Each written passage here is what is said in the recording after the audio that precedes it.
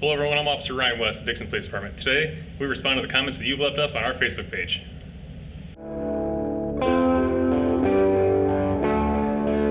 A short while back, we posted a picture of our newest officer in training, Officer Grady. We had him out running radar in our town, and we posted a picture saying, volunteers needed. Officer Grady is learning how to write speeding tickets today and looking for some local supporters who want to meet him and receive some paperwork. With the hashtags of kidding, don't actually speed, speeders, and rookie cop. Now, some people took this to heart. I had some former officers who are now retired call and say, like, hey, like, you want me to come mess with him? I actually get some training value out of this thing, and like, all in good fun. I said, no, it was just a joke, and then we'd actually moved on from there anyway. We had to handle some other calls for that day, and we didn't actually end up stopping anybody. While we didn't get any speeders that day, what we did get was a lot of comments on our Facebook page. Some of them are myths and the common beliefs as far as like what cops do with traffic stops, especially speeders in particular. So I thought we'd take some time. I did some research into some of these things, and let's try to answer some of these comments. We got several people who are calling us road pirates. I'd actually never heard that term before. It was a new one. I actually appreciated that, learning something new or a new phrase that people call us. It could be Captain Salt and Pepper here. Scott says, getting more free money for the government. All right, teach them to be road pirates, steal money, taxpayers pay for everything. So I did have to do some digging on this one. I reached out to the circuit clerk and said, well, do you have a breakdown of where the money goes for the ticket?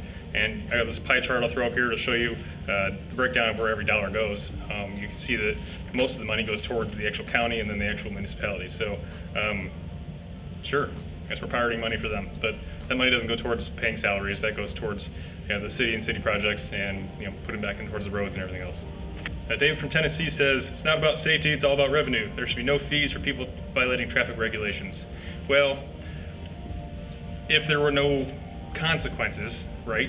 If you just get unlimited warnings for speeding, what would be the deterrent for people to not speed? Well, there wouldn't be anyone. If there were no fines to pay, then there would be no deterrent for people not to speed.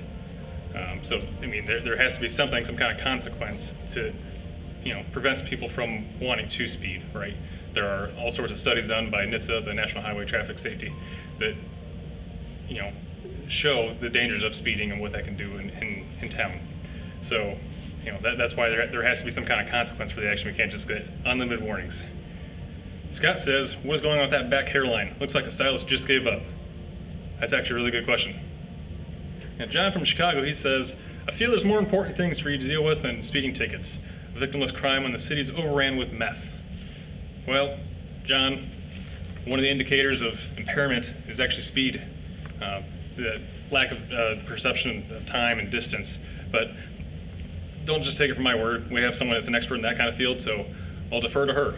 Hi, I'm Officer Cassandra Dempsey, and I work for the Dixon, Illinois Police Department. So some background on me, I'm a drug recognition expert. I went to school in the fall of 2022 for that, and then I'm also a standardized field sobriety test instructor. I do refresher courses for all of our current employees, as well as teach new recruits out at the Sauk Valley Police Academy.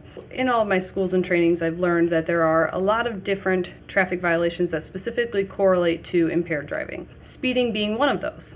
It doesn't mean that every driver that we stop for speeding is an impaired driver, but it is a reason that we are often searching for. When we stop those drivers who are violating the speed laws, we're just making contact to make sure everybody's being safe, and we're looking beyond the stop. Did they have a reason for speeding? Were they distracted? Or are they possibly impaired? Because there are several drug categories that can directly affect somebody's ability to judge distance and time, speeding is a great indicator of that impairment level. And Fred here, he says, speeding done correctly is just efficiency in motion. The speeding limits in the USA are totally archaic compared to the ones that cars can do. Your old Buick Sabre is nowhere near as capable as even a Kia. A fun fact about this one, my very first car was a Buick Sabre, and it did not stop very well. So I did a little bit of digging on this, and it turns out there is no one out there who does a speed test for 60 to 0 on a Buick Sabre from 1989. I checked. And trying to find ones for Kias as well, you find them for sports cars.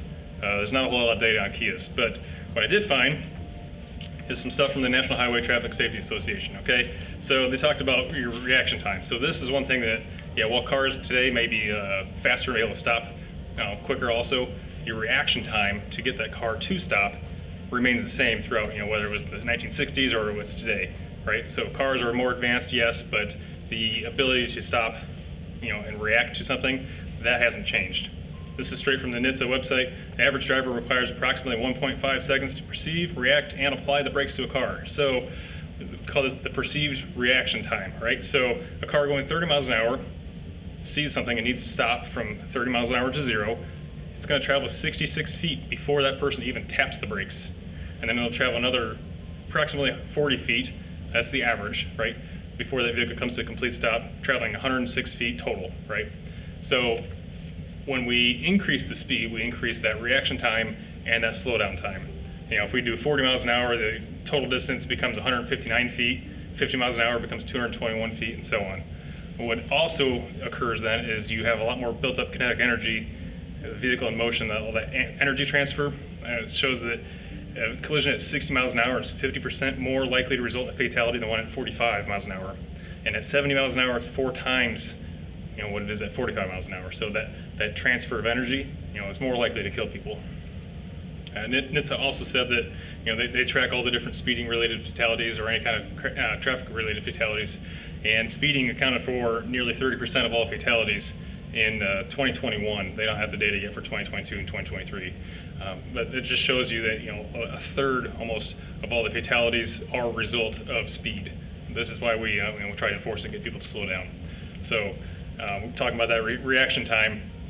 Just because your car can do it, maybe you do have a new car that's got some fantastic brakes and great tires, and it can stop in half the distance of what a car from 1984 could do. The thing is, the car from 1984 could still be on the road, so we have to also make traffic laws that are to the lowest common denominator, right? Just because the new cars are, great and they can do all these great things, they're still the old cars on the road. So, unfortunately, we're still, those cars are the things that set the limits. I just want to say thanks to everyone who did leave comments on our posts. I do try to look through all the comments and get to them. We obviously don't respond to every single one of them. That would be ridiculous. But for the people that did post this ones, thank you. And if you ever got any other comments on other posts, I'll try to get to those as well. Thanks again.